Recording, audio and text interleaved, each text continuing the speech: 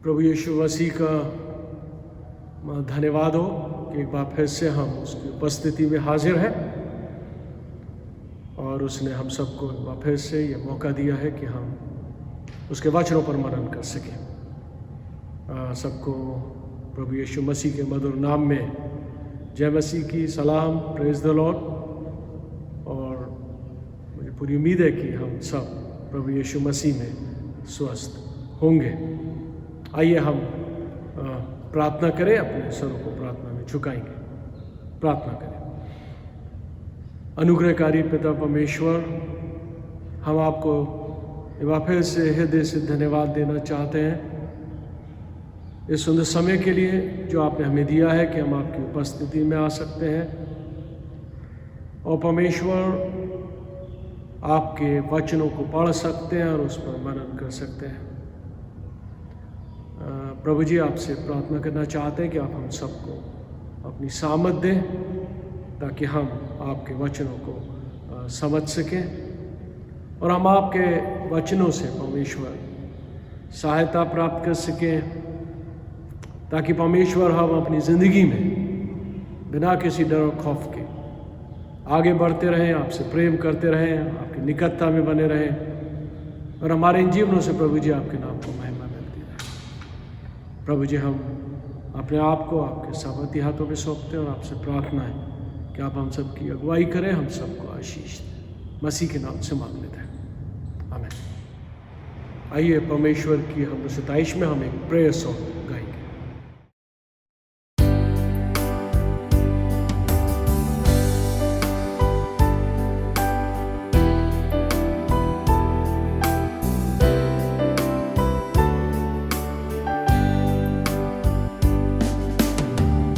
यीशु मसीह भरोसा मेरा, तू ही सहारा है मेरा।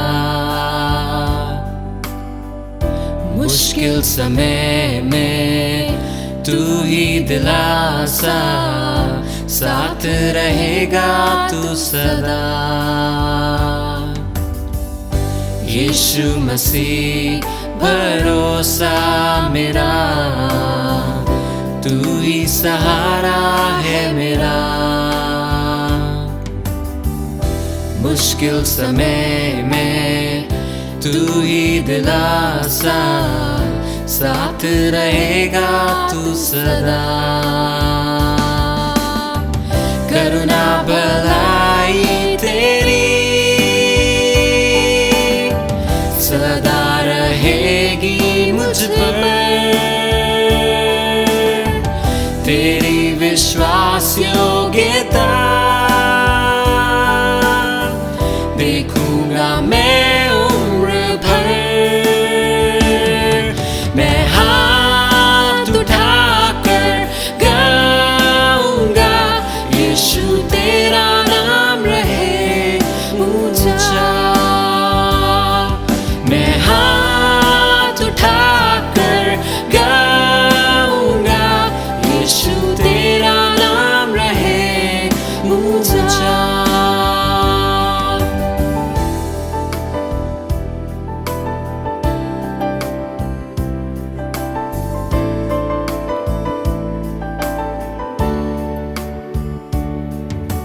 मौत से है बचाया तूने, जीवन नया है दे दिया।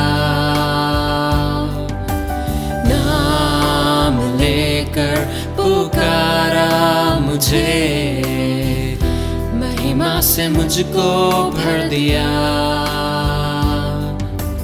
मौत से है बचाया तूने, जीवन नया है दे दिया।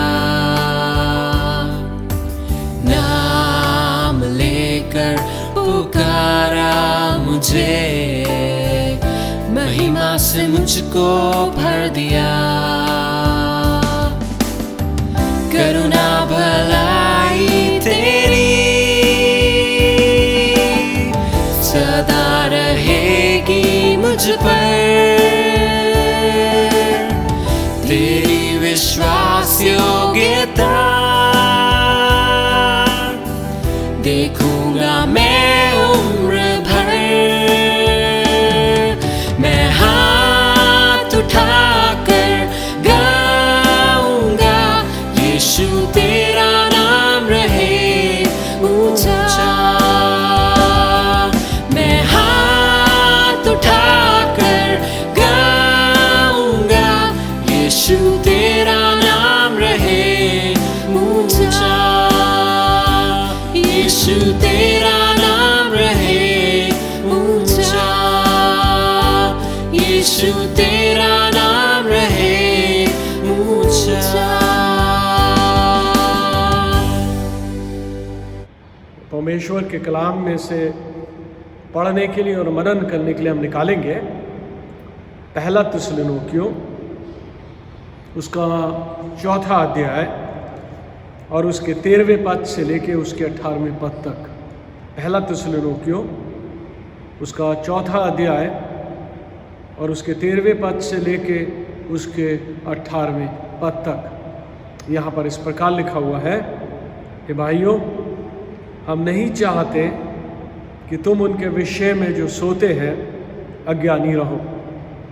ऐसा ना हो कि तुम दूसरों के समान शोक करो जिन्हें आशा नहीं।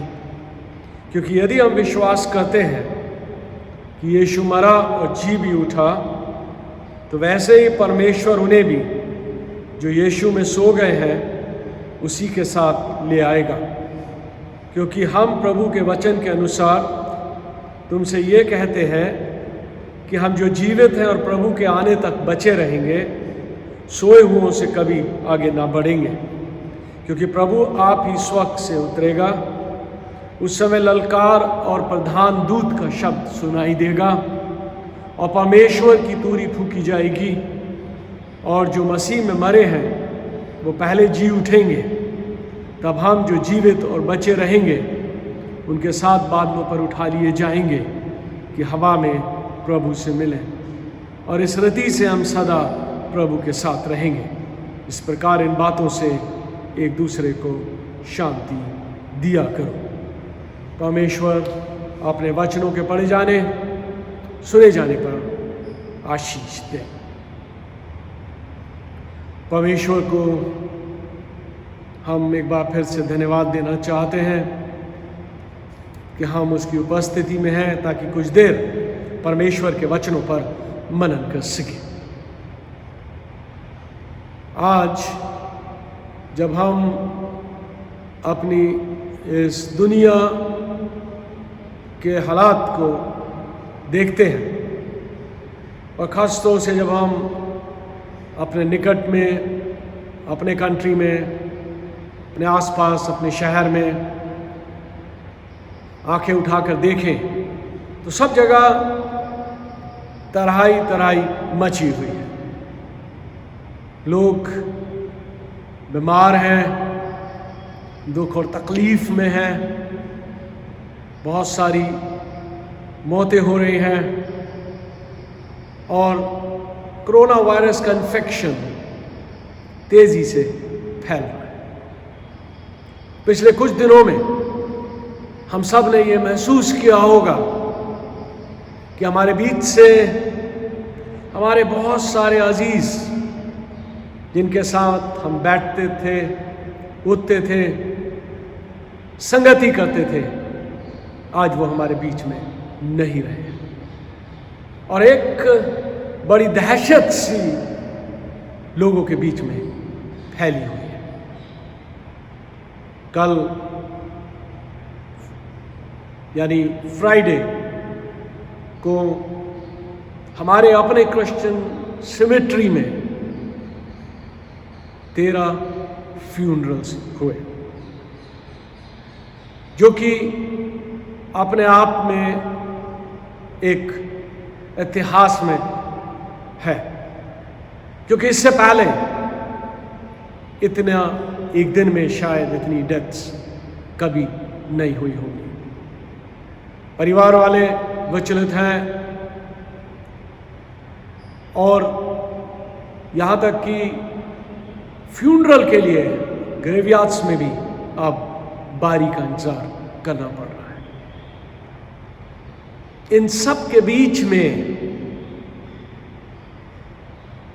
मुझे और आपको परमेश्वर का कलाम क्या सिखाता है,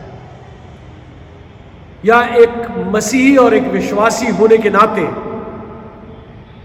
इन सब चीजों के प्रति मेरा क्या रिएक्शन है। प्यारे भाई और बहनों, बाइबल हमें सिखाती है कि परमेश्वर हम सबसे बहुत प्यार करता है, और जो लोग परमेश्वर से प्रेम रखते हैं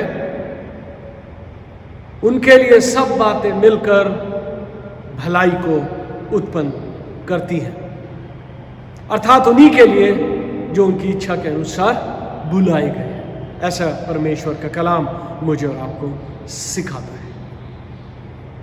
ऐसे समय में भी परमेश्वर का कलाम मुझे और आपको सिखाता है कि मैं और आप अपने विश्वास में दृढ़ रहें और अपनी आंखों को अपनी सहायता के लिए सिर्फ परमेश्वर की ओर लगाए रखें। परमेश्वर ने हमको पहले से ही प्रिपेयर कर दिया है। परमेश्वर ने हमें पहले से ही हमें ये बता दिया है कि हमारी जिंदगी की एक उम्र है। परमेश्वर के कलाम में हम पढ़ते हैं अय्यूब में, जहां पर इस प्रकार लिखा हुआ है, मनुष्य के दिन नियुक्त किए गए हैं और उसके महीनों की गिनती तेरे पास है, तेरे पास लिखी है, और तूने उसके लिए ऐसी सीमा बांधी है जिससे वे पार नहीं कर सकते। इसका मतलब है कि जो मौत है वो हमारा कुछ नहीं बिगाड़ सकती, क्योंकि परमेश्वर ने हमारी जिंदगी के दिन को नियुक्त कर रखा है, और जितने दिन मुझे और आपको इस दुनिया में परमेश्वर ने रखा है, सिर्फ उतने ही दिन मुझे और आपको इस दुनिया में रहना है। कलाम कह रहा है कि तेरे दिन और तेरे महीनों की गिनती परमेश्वर के पास लिखी है। इसलिए वक्त से पहले मुझे और आपको कोई वायरस या कुछ भी और चीज हमें हानि नहीं पहुंचा सकती। हाँ, मौत का एक बहाना है, बीमारी का एक बहाना है, और जिनकी मौत परमेश्वर ने लिखी है उनको इस दुनिया से जाना है।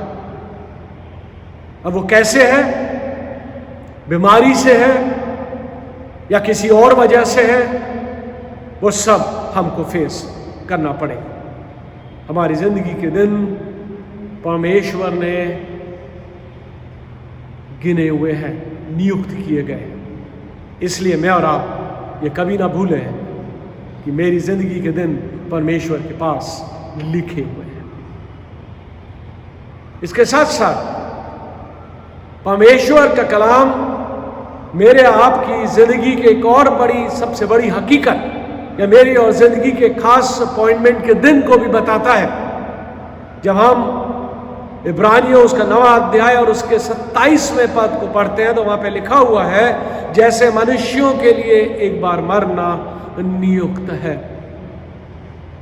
जिंदगी के दिन परमेश्वर ने लिखे हुए हैं, महीनों की गिनती परमेश्वर के पास है, और परमेश्वर ने मेरे और आपके मौत के दिन को भी नियुक्त कर रखा है। इसका मतलब हुआ कि परमेश्वर ने वो दिन, जिस दिन मुझे और आपको इस दुनिया से जाना है, पहले से अपॉइंट कर रखा है, और उस दिन से मुझे और आपको कोई नहीं बचा सकता, क्योंकि वो परमेश्वर का अपना एक इंसान है। परमेश्वर का कलाम हमें यह सिखाता है, इसलिए हमको हमेशा तैयार रहना चाहिए, क्योंकि हमको यह नहीं पता कि हमारी जिंदगी में वो दिन कब आ जाएगा।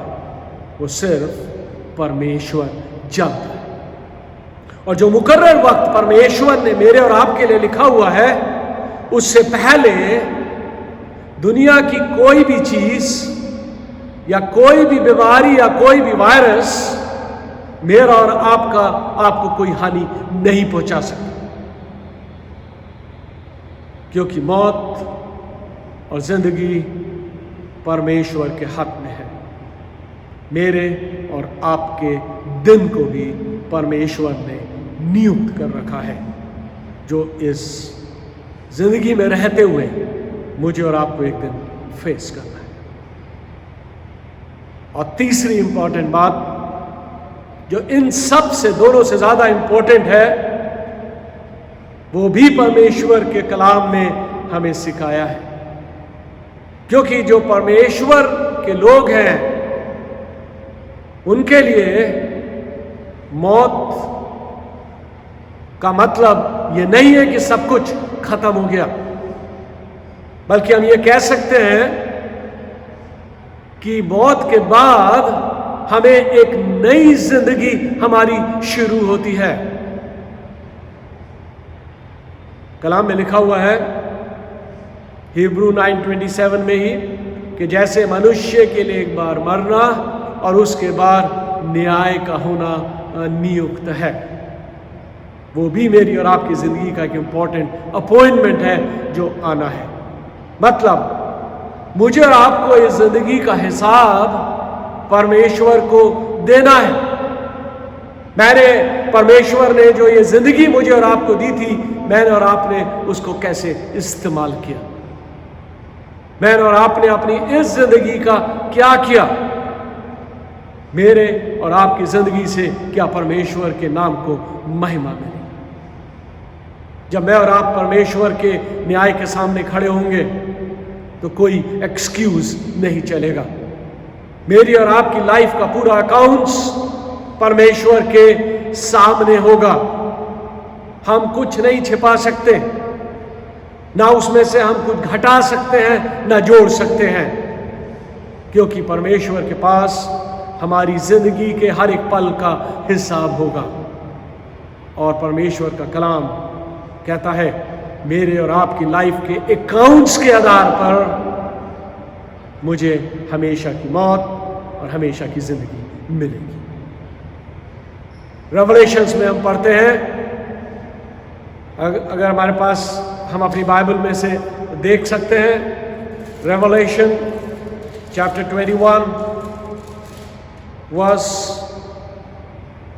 8, वहां पे लिखा हुआ है, परंतु डरपोकों और अविश्वासियों और घिनौनों और हत्यारों और व्यभिचारियों और टोनों, मूर्ति पूजकों और सब झूठों का भाग उस झील में मिलेगा जो आग और गंधक से जलती रहती है। ये दूसरी मृत्यु है। क्या मैंने और आपने कभी इस दूसरी मृत्यु के बारे में सोचा है कि हमको इससे बचना है, और इससे बचने के लिए मुझे और आपको क्या करना है? अभी हमने कलाम के रेवलेशन में से पढ़ा कि हम किन किन लोगों को वो दूसरी मौत मिल सकती है। परमेश्वर हमें बारी बार सिखाता है कि हमको अपनी जिंदगी को बदलना है। हमें परमेश्वर का हमें भय मानते हुए अपनी जिंदगी में आगे बढ़ना है। नीति वचन उसका 19वां अध्याय और उसके 23वें पद में लिखा हुआ है, यहोवा का भय मानने से जीवन बढ़ता है और उसका भय मानने वाला ठिकाना पाकर सुखी रहता है। हमें परमेश्वर के भय में आगे बढ़ना है। हमें मौत का भय नहीं, बल्कि परमेश्वर का भय हमें होना चाहिए, ताकि परमेश्वर का अनुग्रह हम पर बना रहे। इसलिए प्यारे भाई और बहनों, विश्वासी होने के नाते मुझे और आपको इस मौत से नहीं डरना है। परमेश्वर का कलाम पहले थिस्सलुनीकियों उसका 5वां अध्याय और उसके 17वां से 18वें पद में मुझे और आपको सिखाता है। वहाँ पे लिखा हुआ है, निरंतर प्रार्थना में लगे रहो, हर बात में धन्यवाद करो, क्योंकि तुम्हारे लिए मसीह यीशु में परमेश्वर की यही इच्छा है। निरंतर प्रार्थना में लगे रहो, क्योंकि हमारे जीवन में परमेश्वर की यही इच्छा है। परमेश्वर हमें किसी भी सर्कमस्टेंसेस में क्यों ना रखे, हम उसका धन्यवाद कर सकें, हमें किसी चीज का भय ना हो। जैसे कि पौल रोमन्स में लिखता है, क्योंकि मैं निश्चय जानता हूं कि ना मृत्यु, ना जीवन, ना स्वर्गदूत, ना प्रधानताएं, ना वर्तमान, ना भविष्य, न सामत, न ऊंचाई, न गहराई और न कोई और सृष्टि हमें परमेश्वर के प्रेम से जो हमारे प्रभु यीशु मसीह में है अलग कर सकेगी।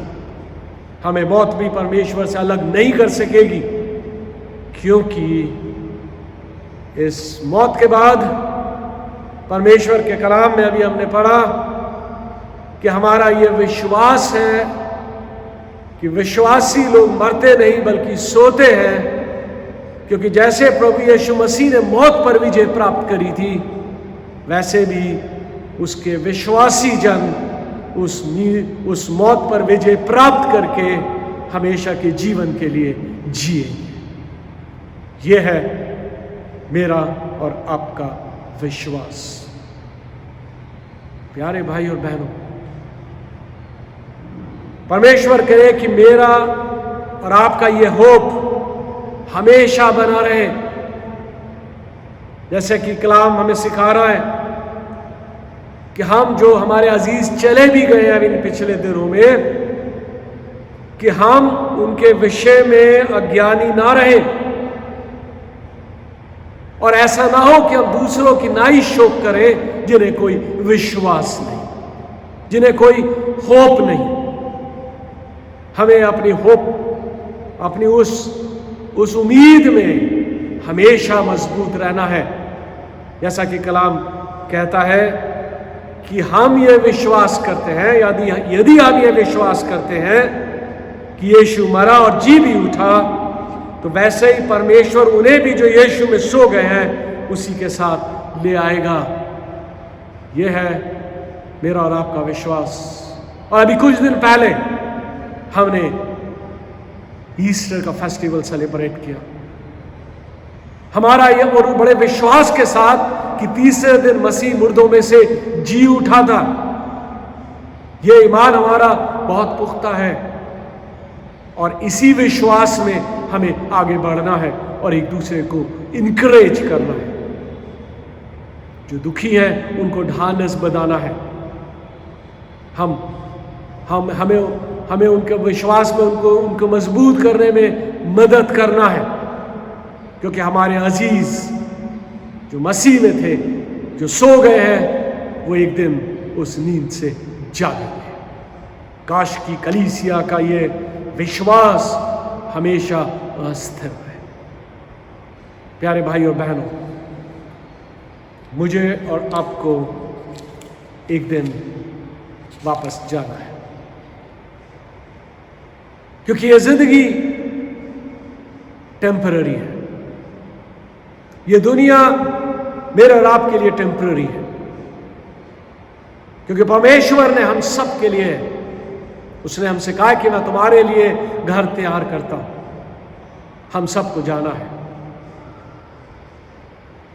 लेकिन कलाम में एक बात बहुत क्लियरली लिखी हुई है कि जो परमेश्वर में सो गए हैं, परमेश्वर उन्हें भी यीशु के साथ ले आएगा।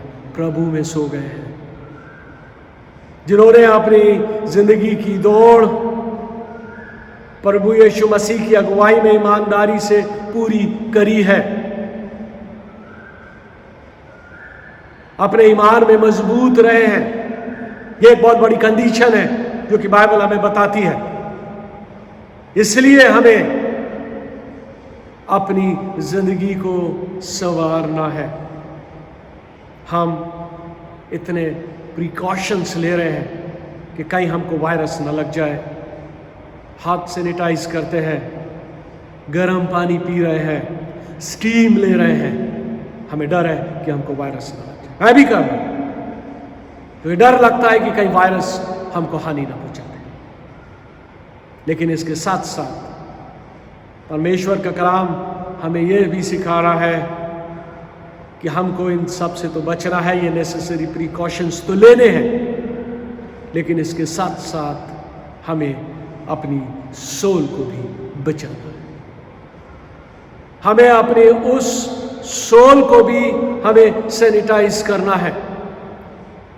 हमें अपने गुनाहों से तौबा करनी है। इसलिए मैं और आप अपने गुनाहों से तौबा करें, ताकि परमेश्वर हमारे गुनाहों को अपने लहू से धोकर हमें पवित्र और शुद्ध करे। हमें परमेश्वर के कलाम से अपने आप को सैनिटाइज करें, परमेश्वर के कलाम को पढ़ें, परमेश्वर से निरंतर प्रार्थना करें कि परमेश्वर हमको और हमारे सब अजीजों को हमारे पापों से छुटकारा दे, हमें शुद्ध करे, ताकि जब वो घड़ी हमारी जिंदगी में भी आए तो हम पूरी तरह से तैयार पाए जाए। प्यारे भाई और बहनों, मुझे और आपको हमेशा तैयार रहना चाहिए, क्योंकि एक दिन हम सबको जाना है। लेकिन इसका यह मतलब नहीं है कि हमको केयरलेस रहना है। हमको सावधानी बरतनी है, ये भी परमेश्वर ने हमको कहा है।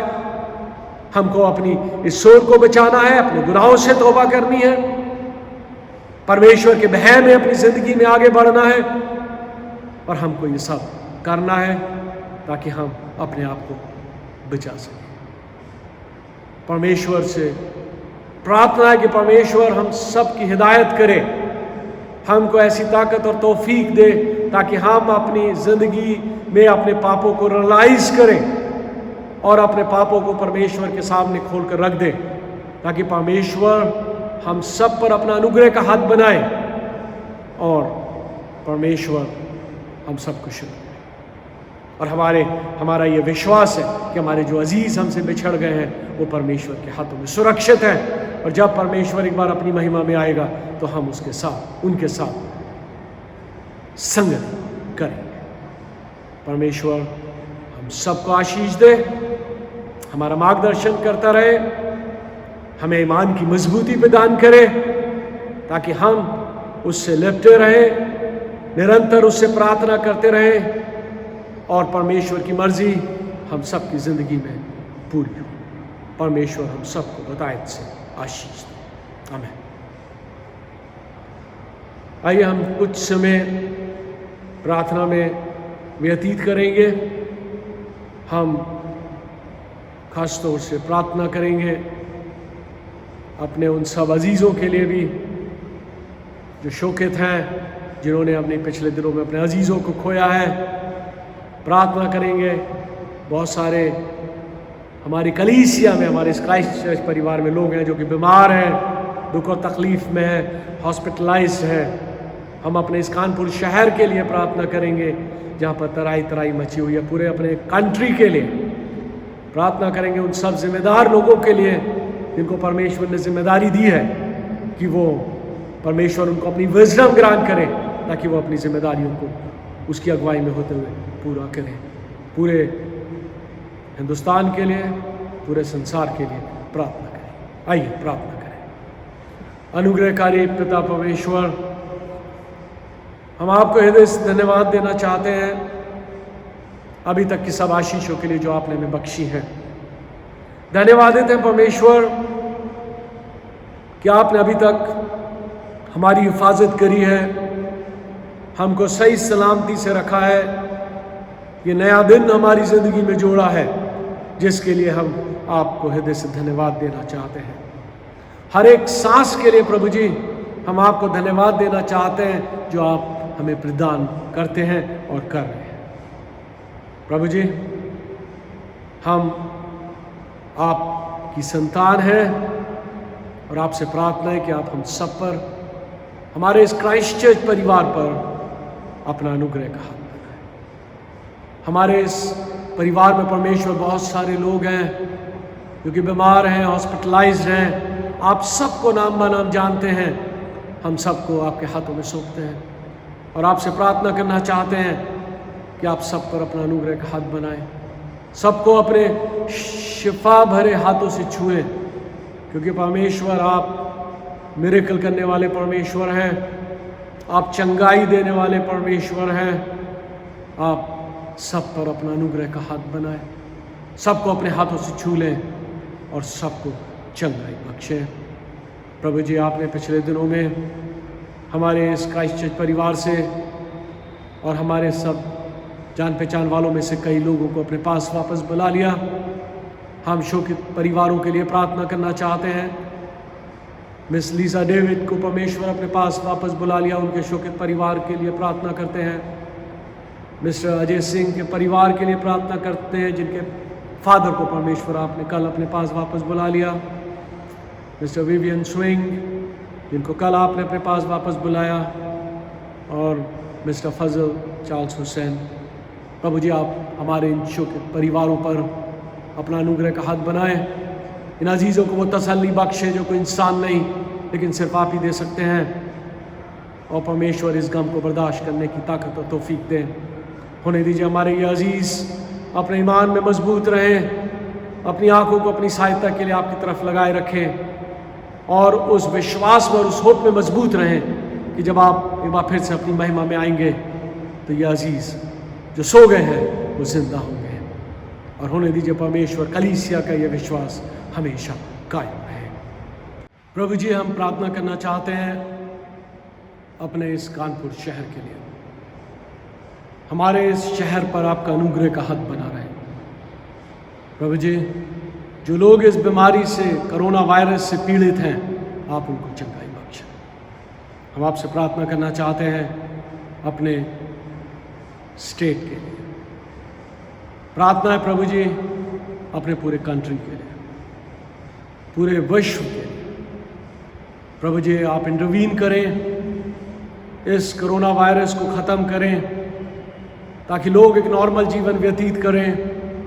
हर एक के हृदय से परमेश्वर इस भय को निकाल दें, और होने दीजिए परमेश्वर लोग आपकी निकटता में बने रहें, निरंतर आपसे प्रार्थना करते रहें, और परमेश्वर ये जो बड़ी आपदा आई है उसको फेस कर सके।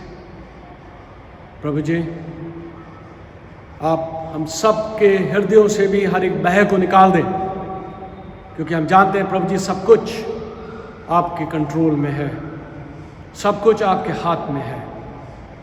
हमें ऐसी सामर्थ दे कि हम अपने गुनाहों से तौबा करें, अपने हृदयों को परमेश्वर आपके समक्ष रखें, ताकि परमेश्वर आप हमारी ज़िंदगियों में आए और हमारी सबकी ज़िंदगियां बदल सकें और हम एक नए इंसान बन सकें। प्रभु जी, हम सब अपने गुनाहों को आपके सामने लाते हैं और आपसे प्रार्थना करना चाहते हैं कि आप हम पर रहम करें। और होने दीजिए परमेश्वर हम निरंतर आपके प्रेम में बढ़ते जाएं, अपनी आंखों को अपनी सहायता के लिए सिर्फ आपकी तरफ लगाए रखें। प्रभु जी, हम सब के अंदर से इस मौत के भय को निकाल दें, क्योंकि प्रभु जी ज़िंदगी और मौत सिर्फ आप ही के हाथ में है।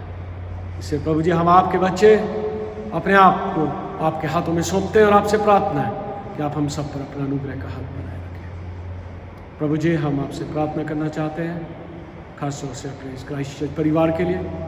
हमारे इस परिवार पर भी आपका अनुग्रह का हाथ बना रहे, और परमेश्वर हमारे इस परिवार में परमेश्वर हमेशा आपकी उपस्थिति बनी रहे। प्रभु जी, बाकी समय में भी आप हमारे साथ रहें, हमारे आने जाने में हमारी मदद करें।